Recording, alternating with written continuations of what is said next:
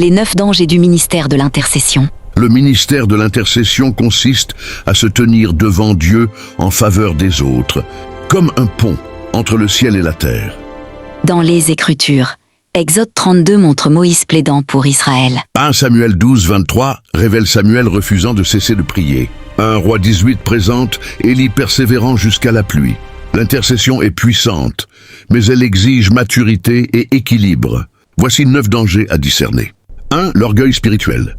À force de jeûner, de veiller et de voir des exaucements, l'intercesseur peut se croire supérieur. Or, Proverbe 16, 18 avertit que l'orgueil précède la chute. L'orgueil ferme la porte à la grâce et dessèche l'onction. Alors, cultivez l'humilité, acceptez la correction, restez soumis à une autorité spirituelle. 2. L'épuisement spirituel. Porter constamment les fardeaux des autres peut conduire au burn-out, perte de joie, irritabilité, sécheresse. Même Jésus se retirait pour se reposer. Alterner prière et repos.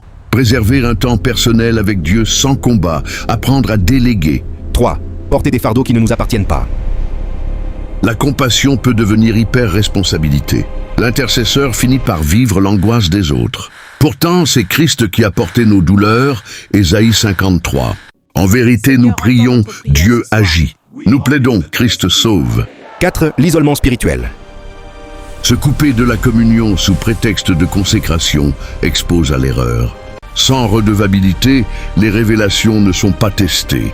Rester intégré dans l'Église, rechercher la communion fraternelle et l'encadrement pastoral. 5. Les attaques spirituelles.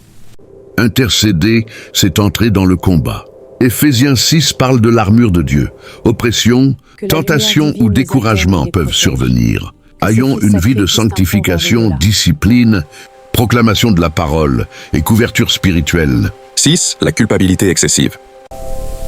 Quand une prière tarde, l'intercesseur peut se condamner « je n'ai pas assez prié ». Cette pression produit performance et perte de paix. Dieu demeure souverain. Romains 8, 28 rappelle qu'il agit en toutes choses, selon son dessein. 7. La manipulation spirituelle. Prier pour imposer subtilement sa vision est un piège. La prière ne doit jamais devenir un outil d'influence cachée. Recherchez la volonté de Dieu, sans agenda personnel. 8. Le découragement. Certaines percées prennent des années. La lassitude menace. Galates 6, 9 exhorte à ne pas se lasser de faire le bien.